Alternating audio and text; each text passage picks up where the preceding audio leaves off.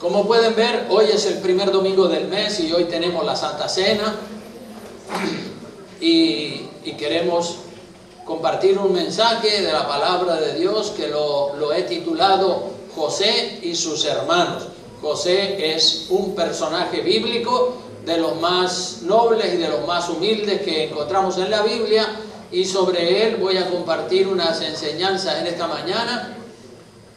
Así que vamos a preparar nuestras Biblias para seguir el texto de la Biblia según lo que dice la palabra de Dios, para que todos estemos bendecidos. Y desde aquí queremos también mandar un saludo a las personas que nos están mirando por el internet, que el Señor los guarde, los bendiga, y a todos los presentes también. Así que el tema de hoy es acerca de José y sus hermanos. Prepare su Biblia en el libro de Génesis, capítulo 37, que es el primer pasaje que vamos a considerar en este día. Así que, como les decía, hoy quiero compartir con ustedes algunas cosas de la vida de José en relación con sus hermanos. José era el hijo número 11 de Jacob, ¿verdad? O de Israel. Y tenía un hermano pequeño que se llamaba Benjamín. Así que en total eran 12 varones los hijos de Jacob, aparte de algunas hijas que también tenía.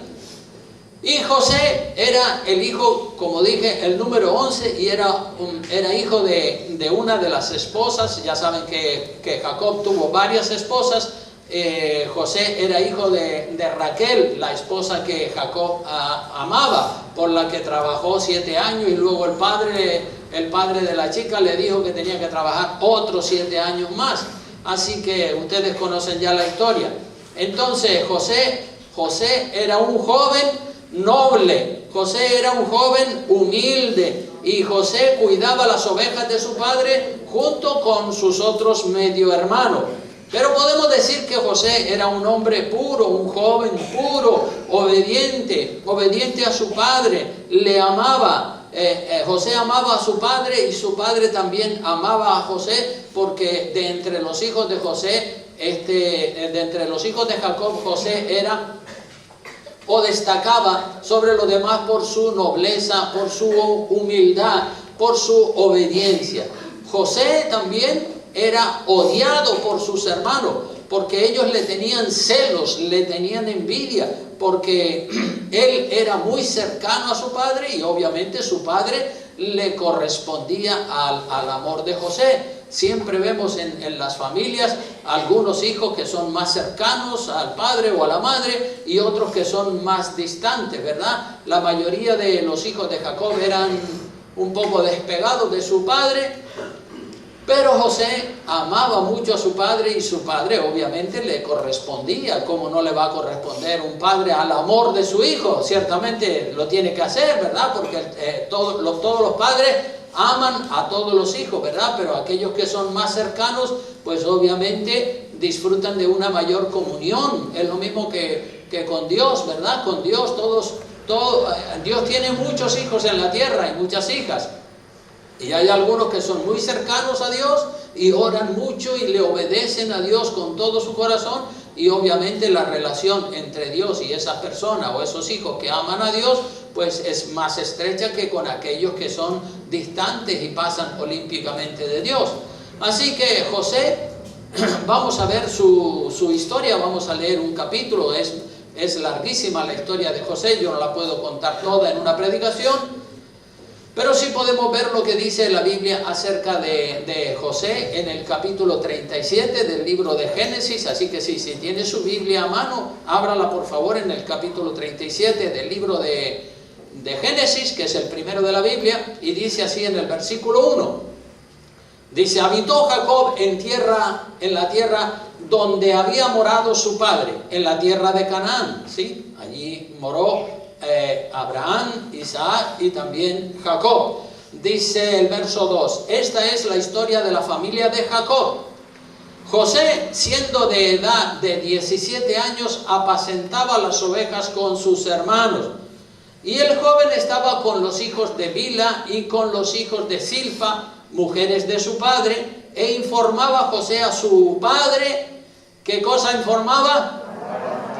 la mala fama de ellos, de sus medio hermanos, porque realmente no eran humildes, no eran nobles, no eran chicos como tenía que ser, ¿verdad? José sí era un chico honesto y decente. Y dice el verso 3, dice, y amaba Israel, o Jacob amaba a Israel, a José más que a todos sus hijos, porque lo había tenido en su vejez y le hizo una túnica de diversos colores.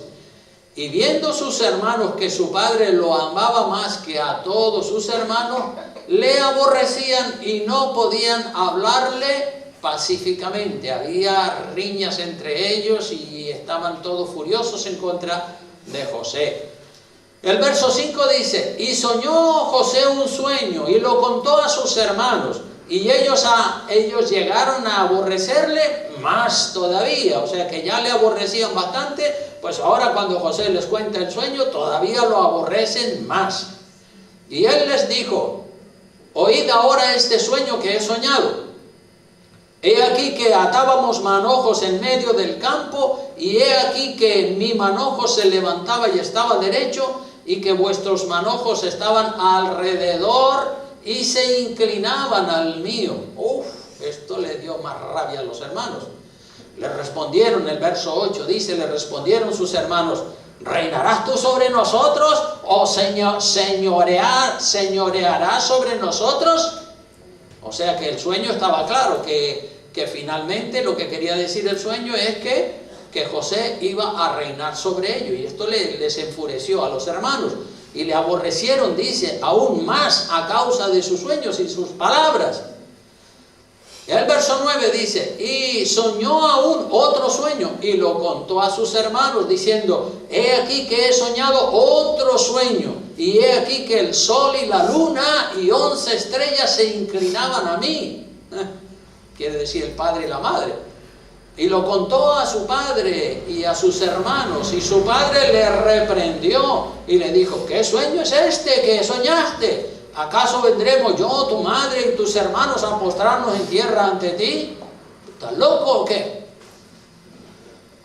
Pues sigue la historia. En el verso 11 dice, y sus hermanos le tenían envidia, mas su padre, a pesar de que le dio un vainazo y lo reprendió, sin embargo, él estaba meditando en esto. El padre era espiritual y estaba diciendo, oye, pues quizás es un sueño profético lo que ha tenido este adolescente. Verso 12 dice, después fueron sus hermanos a apacentar las ovejas de su padre en Siquem, y dijo Israel a José, tus hermanos apacientan las ovejas en Siquem, ven y te enviaré a ellos. Y él respondió, heme aquí, como no podía ser de otra manera. Chico obediente y humilde, sí señor, aquí estoy para lo que diga. Verso 14, Israel le dijo, ve ahora, mira cómo están tus hermanos y cómo están las ovejas, y tráeme la respuesta. Y lo envió del valle de Hebrón y llegó a Siquem. Y lo halló un hombre andando él errante por el camino, y le preguntó a aquel hombre diciendo, ¿qué buscas? ¿Qué buscas, muchacho? José respondió, busco a mis hermanos, te ruego que me muestres dónde están apacentando. Aquel hombre respondió, ya se han ido de aquí, y yo les oí decir, vamos a Dotán. Entonces José fue tras de sus hermanos y los halló en Dotán. Cuando ellos lo vieron de lejos, antes que llegase cerca de ellos, conspiraron contra él. ¿Para qué? ¿Cuál era la conspiración? Matarle. Eso es lo que querían. Era tanto el odio y la rabia que le tenía que decía, vamos a matarle y así vamos a ver cómo se van a cumplir sus sueños. Y dijeron el uno al otro, he aquí, viene el soñador, el bobito ese que nos está amargando con sus sueños. Ahora pues, venid, matémosle y echémosle en la cisterna, y diremos, alguna mala bestia lo devoró, y veremos qué será de sus sueños. Ahí están todos furiosos. Sí, venga, vamos a matarlo. Cuando Rubén oyó esto, Rubén era el hijo mayor, dice, lo libró de sus manos y dijo, no lo matemos. Y les dijo Rubén, no derraméis sangre, echadlo en esa cisterna que está en el desierto y no pongáis mano sobre él, por librarlo así de sus manos, para hacerlo volver a su padre. O sea que Rubén, por lo visto, que tenía intenciones de salvarlo. Sucedió pues que cuando llegó José a sus hermanos, ellos quitaron a José su túnica, la túnica de colores que tenía sobre sí, y le tomaron y le echaron en la cisterna. Pero la cisterna estaba vacía y no había en ella agua. Y se sentaron a comer y alzando los ojos miraron, y aquí una compañía de ismaelitas que venía de Galaad, y sus camellos traían aromas, bálsamo y mirra, e iban a llevarlo. ¿A dónde lo iban a llevar? A Egipto. Entonces Judá dijo a sus hermanos: ¿qué provecho hay en que matemos a nuestro hermano y encubramos su muerte? Judá también quería salvarle de la muerte. Dice: venid y vendámosle a los ismaelitas, y no sea nuestra mano sobre él, porque él es nuestro hermano, nuestra propia carne. Y sus hermanos convinieron con él. Bueno, vale, de acuerdo, pues venga, vamos a venderlo, y así nos lo quitamos de encima sin derramar una gota de sangre. Verso 28 dice: y cuando pasaban los madianitas mercaderes, sacaron ellos a José de la cisterna y le trajeron arriba y le vendieron a los ismaelitas por 20 piezas de plata, y llevaron a José a Egipto. Después Rubén volvió a la cisterna y no halló a José adentro, y se rasgó sus vestidos, y volvió a sus hermanos y dijo: el joven no parece, ¿y yo a dónde iré? Entonces tomaron ellos la túnica de José y degollaron un cabrito de las cabras y tiñeron la túnica con la sangre. Y enviaron la túnica de colores y la trajeron a su padre y dijeron: esto hemos hallado, reconoce ahora si es la túnica de tu hijo o no. Y él la reconoció y dijo: la túnica de mi hijo es, alguna mala bestia lo devoró. José ha sido despedazado. Qué dolor tan grande para Jacob su padre. Al hijo que él más quería, al más amable de todos, pues lo pierde. Entonces Jacob rasgó sus vestidos y puso cilicio sobre sus lomos y guardó luto por su hijo muchos días. Y se levantaron todos sus hijos y todas sus hijas para consolarlo, mas él no quiso recibir consuelo y dijo: descenderé enlutado a mi hijo hasta el Seol. Y lo lloró su padre. Y los madianitas lo vendieron en Egipto a Potifar, oficial de Faraón, capitán de la guardia. Bueno, pues hasta aquí una pincelada de cómo fue que vendieron a José sus propios hermanos. De manera es que José fue vendido por 20 piezas de plata. Jesucristo también fue vendido. Ya sabemos todos que Jesucristo fue vendido por Judas Iscariote por 10 piezas de plata más, es decir, en total 30 piezas de plata. Podemos decir, hermanos, sin miedo a equivocarnos, que José es un tipo de Jesucristo. ¿Por qué? Porque entre José y Jesucristo hay mucha similitud y muchas cosas parecidas. Entonces, los hijos obedientes y cercanos a sus padres suelen ser odiados por sus hermanos, por los celos que tienen. Siempre hay celos en las familias. Y esto suele suceder en las familias con varios hermanos de sangre y también medio hermanos y cosas así. También suele suceder los celos que sucedieron en la familia, en los hijos de Jacob, también suele suceder entre los hermanos en una misma iglesia, ¿verdad? En una misma iglesia, todos los que estamos aquí nos llamamos el hermano tal, la hermana cual, y entre nosotros también se pueden producir celos, envidias y cosas así, porque, bueno, el ser humano es así. Celos, envidias, resentimientos, etcétera, etcétera, y uno tiene que cuidarse mucho porque no es la voluntad de Dios que entre nosotros haya celos, ni envidia, ni contiendas, porque somos hermanos en Cristo Jesús. Amén. Entonces, tremendo y doloroso fue el daño que sus propios hermanos le causaron a José. Venderlo como si fuera una vaca o una cabra, un esclavo para Egipto. Eso fue una prueba muy dura para José. José lloraría mucho, sufriría bastante con esa venta que hicieron de él sus propios hermanos.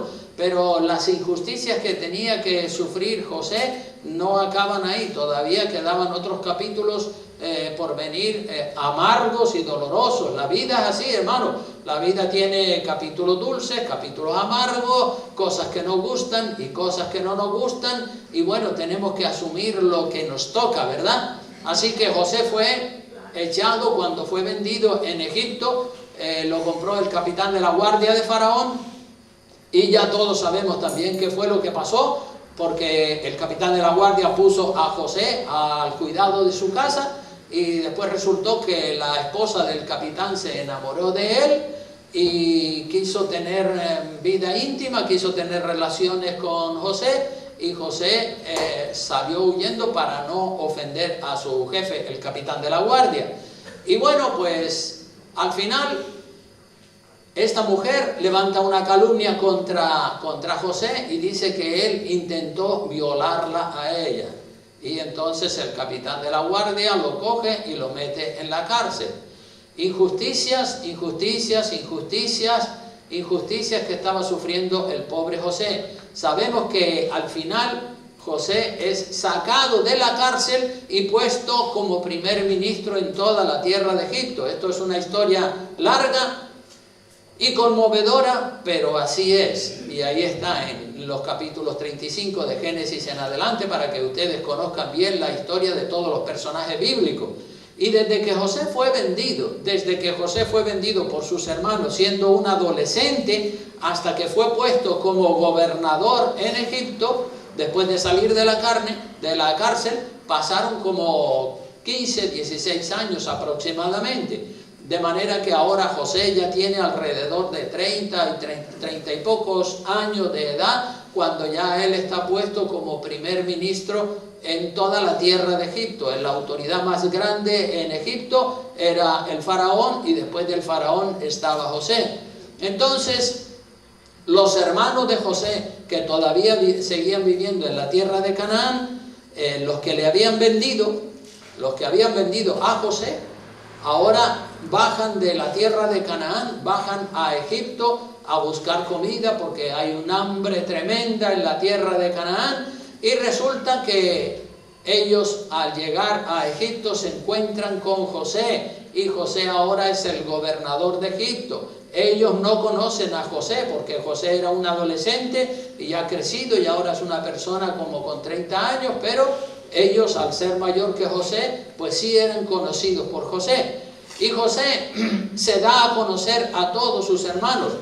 Él los conoce a ellos, ¿verdad? Pero ellos, como han pasado tantos años y José era un jovencito y ahora ya es un hombre hecho y derecho, pues ellos no conocen a José, se creen que es un desconocido, que es el superior, el que manda más allí en la tierra de Egipto.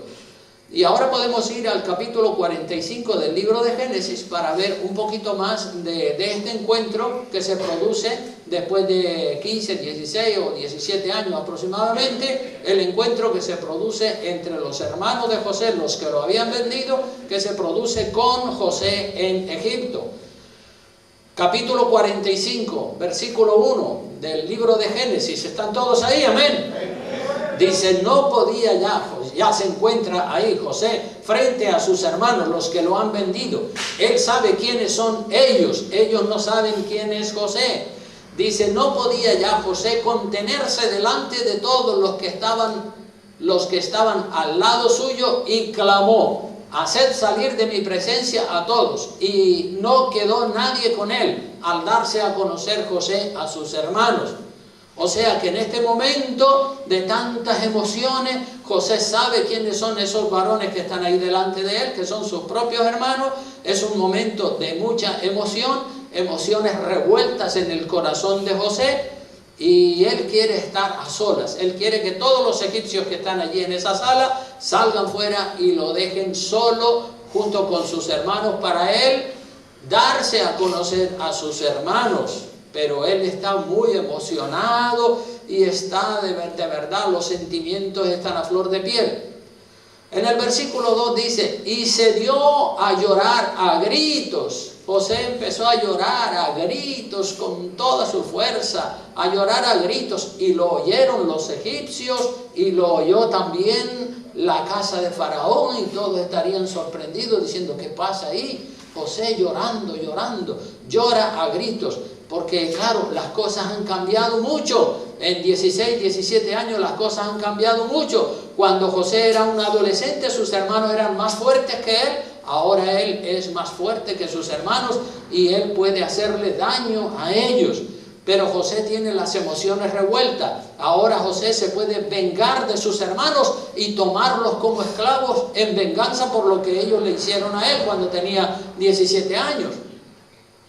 Pero José también los puede perdonar. Se puede vengar de ellos o los puede perdonar. Pero José no para de llorar. Llora. ¿Verdad? Me imagino el corazón de José llorando ahí, llorando a gritos, sacando toda la amargura, toda la tristeza, todo el dolor que sus hermanos le habían ocasionado. Y seguramente el diablo le dice, mételos en la cárcel y esclavízalos para que te paguen todo lo que te hicieron. Pero seguramente el Espíritu Santo le dice, no, José, perdónalos y bendícelos. Entonces llora, José está llorando. Llorar es bueno, hermanos. Llorar es bueno para sacar la amargura, la tristeza, el dolor que usted pueda sentir en su corazón por algo que alguien le haya ocasionado. Ese llanto de José a gritos era para sacar de su corazón tanto daño como le habían hecho sus hermanos al venderlo. ¿Se imaginan? Que todos esos recuerdos le vienen otra vez a la mente a José. Yo comprendo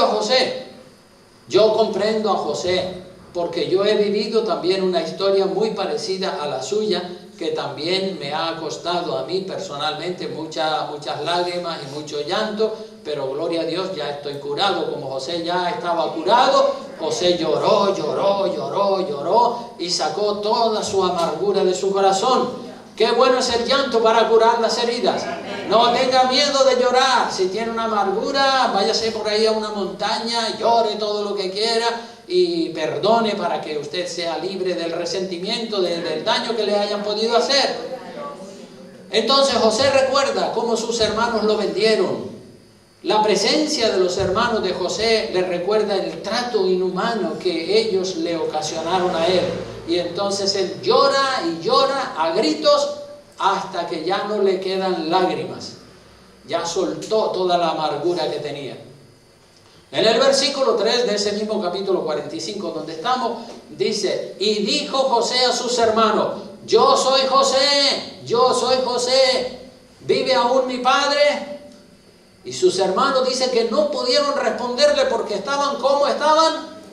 Turbados delante de él. ¿Cómo es posible? José se da a conocer a sus hermanos y miren, lo primero que hace es preguntar ¿por quién? Por su padre. José amaba a su padre, con razón el padre le correspondía a ese amor tan grande que José tenía por su padre. Y los hermanos se quedan mudos, se quedan sin palabras, se quedan turbados, no salen de su asombro y seguramente estarán espantados del miedo que tienen. Dicen, madre mía, la que nos va a caer encima, ahora se va a vengar de nosotros por lo que nosotros le hicimos a él. Pero ya José se ha curado, ya José se curó con su largo llanto y lloró y sacó toda la amargura que había en el corazón y ahora ya está decidido a perdonarlos. Gloria a Dios por el perdón, ¿verdad? José hace que sus hermanos se acerquen a él, ¿verdad? Dice, vengan para acá, acérquense aquí. En el versículo 4 lo dice, entonces dijo José a sus hermanos, acercaos a mí, acérquense para acá, tranquilo, no los voy a meter en la cárcel, no les voy a hacer nada, acercaos a mí.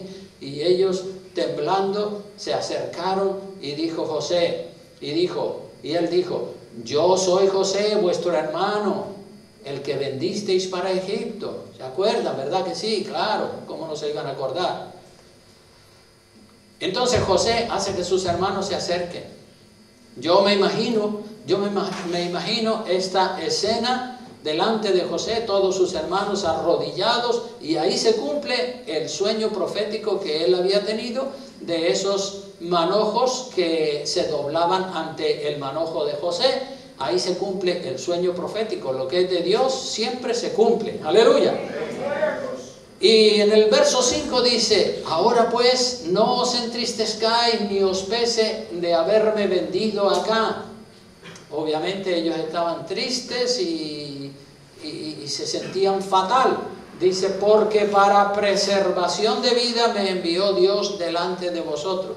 Mira cómo José le quita en cierta manera la culpa a ellos. Dice: no, eso fue un trato de Dios para que hoy yo fuera la segunda autoridad aquí en Egipto y yo los pueda alimentar a todos ustedes. Así que José los tranquiliza y le quita el miedo que tienen sus propios hermanos. Les dice que para preservar la vida de ellos, Dios lo envió a él delante de ellos a Egipto. Hay un refrán por ahí que a mí me gusta mucho repetirlo, que dice: Dios escribe derecho en renglones torcidos, ¿verdad? Dios escribe derecho en renglones torcidos. La maldad de los hermanos de José, Dios la convierte en bendición para ellos. Miren ustedes cómo es Dios. La maldad, renglones torcidos, Dios la convierte en bendición para los hermanos de José. Así que, hermano, José era una persona noble, de carácter amable, perdonador, no era vengativo, era un hombre lleno de amor. Ya saben ustedes que la Biblia dice que el amor, una de las características del amor es que el amor es sufrido. El amor es sufrido. Así era José, sufrido, era capaz de soportar todo lo que sus hermanos le hicieron y encima abrazarlos y perdonarlos. Tantos malos tratos de sus propios hermanos que le ocasionaron, y José los perdona. Ese es el tipo de cristiano, el tipo de cristiana que Dios anda buscando para usarlos en su reino hoy en día. Hombres y mujeres con un carácter humilde, manso, sufrido como el que tenía José.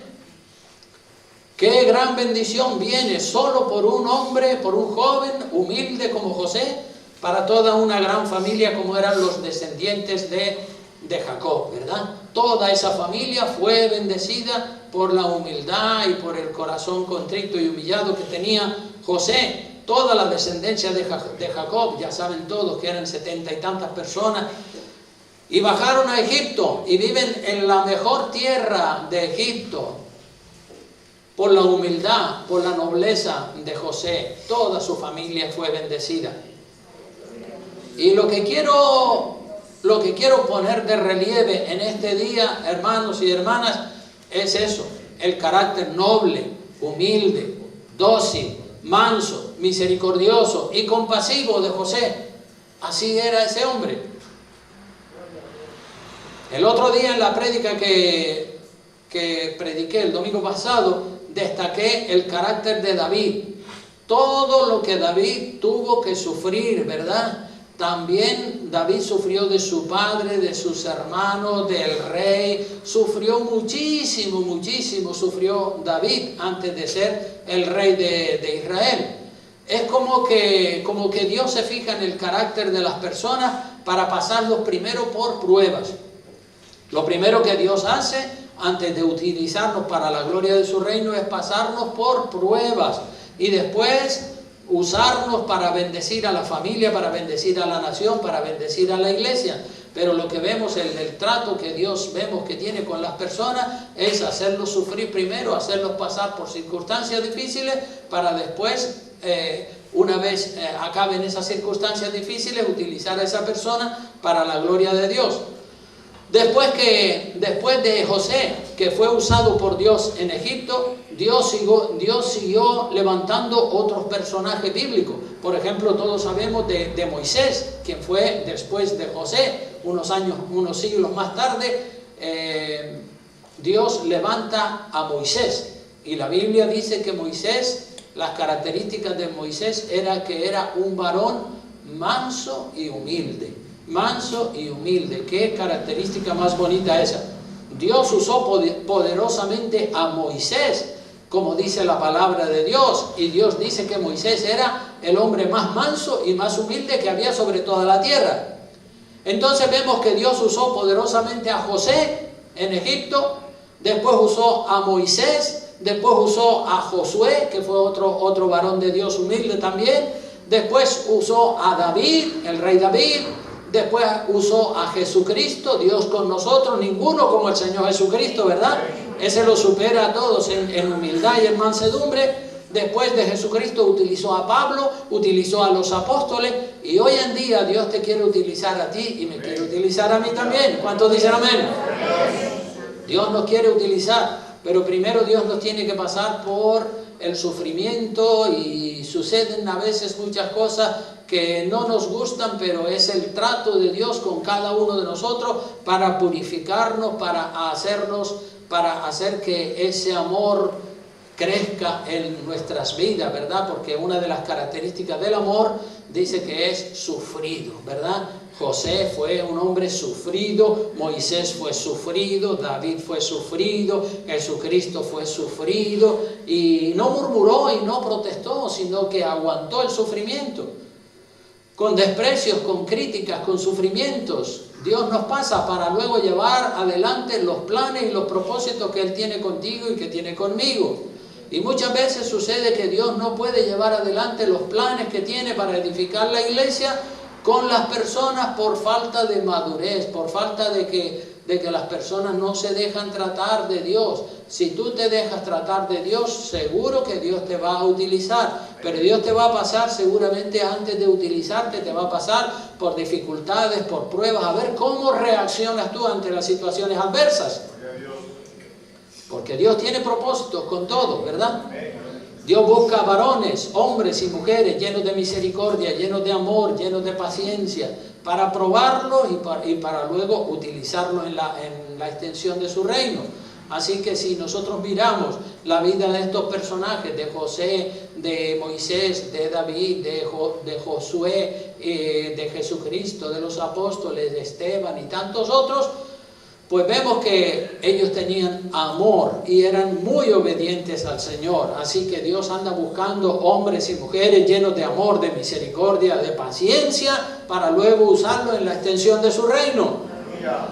Voy a ir concluyendo, pero quiero antes leer un par de versículos más. El siguiente es Santiago, capítulo 2, versículo 13. Santiago, capítulo 2, versículo 13, dice así: porque juicio sin misericordia se hará con aquel que no hiciere misericordia. Juicio sin misericordia se hará con aquel que no hiciere misericordia. Así que por la cuenta que nos trae tenemos que ser misericordiosos los unos con los otros. Y dice la última frase de ese versículo, como dice: y la misericordia triunfa sobre el juicio. La misericordia, la paciencia, el ser sufrido, eso triunfa sobre el espíritu justiciero, ¿verdad? La misericordia es superior a la justicia. José, como dije, pudo haberse vengado si hubiese querido de sus hermanos. Y José pudo haber dicho: ahora sí que me la van a pagar ustedes, el daño que sus hermanos le hicieron a él. Y era lo justo, ¿verdad? Ojo por ojo, diente por diente, pie por pie, daño por daño. José pudo haber hecho eso, pero José prefirió perdonarlos. José prefirió perdonarlos y abrazarlos, siendo misericordioso con ellos antes que justiciero. Él pudo ser justiciero, decía: ahora sí que me la van a pagar, ahora sí que esta es la mía. Y muchas veces a nosotros se nos presentan también situaciones donde podemos tomar venganza de algo que alguien nos ha hecho, pero dice la palabra que la misericordia triunfa sobre el juicio. Más nos vale siempre perdonarnos los unos a los otros, aunque lo que te hicieron te dolió, perdona. La misericordia triunfa sobre el juicio. José prefirió perdonarlos antes que hacer justicia con ellos y hacerlos pagar tanto daño como le habían hecho al pobre José. La justicia, hermanos, la hace Dios. Dios es el juez justo. Dios es el que sabe darle el pago a cada persona según lo que cada persona haya hecho. Dios no se pasa de la raya haciendo justicia. Y Dios tampoco se queda corto haciendo justicia. Dios es un Dios de misericordia. nosotros los seres humanos sí que con frecuencia nos equivocamos y a la hora de aplicar justicia, o bien nos pasamos de la raya y castigamos más de la cuenta, o bien nos quedamos cortos y no hacemos justicia. Entonces la justicia del hombre es imperfecta, la de Dios es la que es perfecta. Por eso la palabra del Señor dice en Santiago capítulo 1 versículos 19 y 20, esos dos versículos, dice: por esto, mis amados hermanos, todo hombre, como dice, sea pronto ¿para qué? Para oír, tardo para hablar, tardo para airarse. ¿Y qué más dice el versículo 20? ¿Todos juntos? La ira del hombre o la justicia del hombre no obra la justicia de Dios. La justicia de Dios es la que es perfecta. La nuestra no es perfecta en ningún momento. Aquí se nos dice que tenemos que tener, en este último versículo, en estos dos últimos versículos, 19 y 20, se nos dice que tenemos que tener dominio propio. Es decir, tenemos que ser prontos para oír. Eso quiere decir que debemos dejar que la otra persona que tiene algo que decirnos, pues que la dejemos hablar. La dejemos hablar todo lo que tenga que decirnos, aunque seguramente lo que está diciendo no nos gusta a nosotros, pero hay que dejarla hablar, hay que ser pronto para oír, tardo para hablar. Luego, después de estudiar bien todo lo que la persona nos ha dicho, pues con serenidad, con amor, con amabilidad, con tranquilidad, le respondemos, y en lo que tiene razón, pues se la damos, y en lo que no tiene razón, pues le decimos: no, mira hermano, lo siento, pero ahí estás equivocado. Entonces, pronto para oír. Lo otro que se nos enseña ahí es tardo para hablar, tardo para justificar nuestro error o para defender nuestra postura, nuestra opinión, ¿verdad? Porque cuando se produce un roce hay personas que no tienen dominio propio y no dejan ni siquiera que el otro o la otra hable. Cuando uno es tardo para hablar, la otra persona se relaja, la conversación se relaja, no se calienta ni se altera. Hemos visto situaciones donde los ánimos se calientan y este no deja hablar al otro, el otro no deja hablar al primero, y en lugar de que se resuelvan los problemas, lo que hace es que se complican más los problemas. Pero qué bueno es hablar con tranquilidad, con serenidad, con amor, con amabilidad, para resolver cualquier diferencia, cualquier situación que pueda haber. Siempre van a haber diferencias de opinión en un mismo asunto entre las diferentes personas. Ya vemos, los hijos de José no estaban de acuerdo con José, y en tu familia y en la mía y en la iglesia y en todos los lugares del mundo siempre hay diferencias de opinión. Uno piensa de una manera, otros piensan de la otra. Lo bueno es serenarnos y tranquilizarnos. Dios quiere que nos amemos y que nos respetemos, aún teniendo nuestras diferencias en cuestiones de opiniones secundarias sobre un mismo asunto. Tenemos que tener paciencia los unos con los otros. Y lo tercero que dice aquí en este Santiago capítulo 1, 19 al 20, dice, lo tercero es tardo para airarse, o para ponerse nervioso, o para ofendernos, tardo para enfadarnos, tardo para enojarnos. Si tenemos el dominio propio, podemos controlar el dominio propio. Si tenemos que llorar, lloramos como hizo José. Toda esa ira o todo ese dolor que sus hermanos le habían causado, él pudo tomar venganza contra ellos. Pero ¿qué hizo él? Empezó a llorar, a gritos, y de esa manera él está sacando toda la rabia, toda la ira, todas las injusticias que sus hermanos le habían hecho. No la descargó contra sus hermanos, sino que la descargó llorando en la presencia de Dios. Esa es una buena manera, aleluya, tenemos que aprender de eso.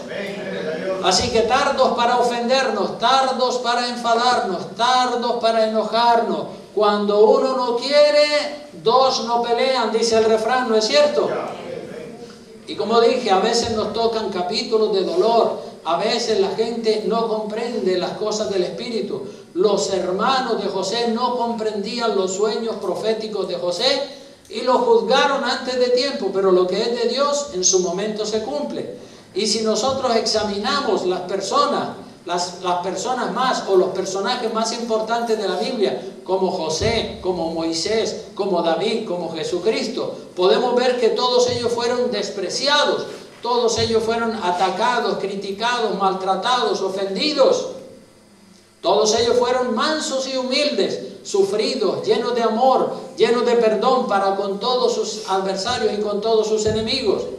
Nunca tomaron ellos la venganza, aunque tuvieron ocasión de vengarse si lo hubieran querido. Y termino ya leyéndoles un pasaje de Romanos capítulo 12.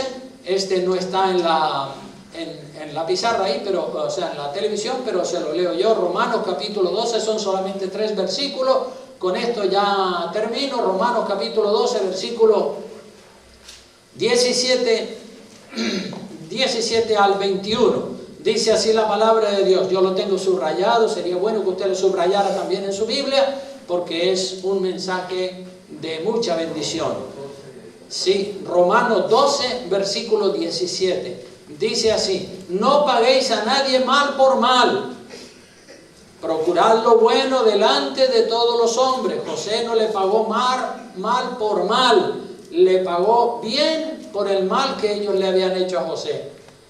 Así que, si es posible, dice el verso 18, en cuanto dependa de vosotros, estad como en paz con todos los hombres. Y el verso 19 también lo dice, ¿verdad? Evitar la venganza. Dice: no os venguéis vosotros mismos, amados míos, sino dejad lugar ¿a quién? A la ira de Dios, porque escrito está: mía es la venganza, dice el Señor, yo daré el pago. No le pagues tú, no le pagues tú, deja que sea Dios el que dé el pago. Mía la venganza, yo le pasaré la factura a esa persona o a esas personas. Así que, versículo 20, si tu enemigo tuviere hambre, dale de comer. Si tuviere sed, dale de beber, pues haciendo esto, ascuas de fuego amontonarás sobre su cabeza. Es decir, haciendo esto, harás que a él, a tu enemigo, se le caiga la cara de vergüenza. Y diga, me imagino los hermanos de José, la cara de vergüenza, de la vergüenza que tenían, bajaron su rostro y estaban súper avergonzados. Se les cae la cara de vergüenza, ¿verdad? Ascuas de fuego amontonará sobre su cabeza. Es decir, que los hermanos de José bajan su cabeza y se humillan.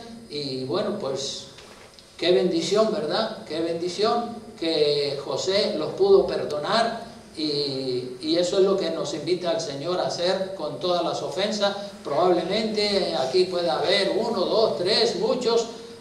O a la mayoría seguramente alguien nos ofendió con algo que dijo, con algo que hizo, pero nosotros tenemos que perdonar. Y si esa persona necesita que se le eche una mano, pues nosotros tenemos que estar dispuestos, porque haciendo esto, dice, ascuas de fuego amontonará sobre su cabeza. En otras palabras, harás que se le caiga la cara de vergüenza a esa persona que te trató mal, porque al final él va a decir: yo lo traté mal y mira, me está haciendo un bien ahora.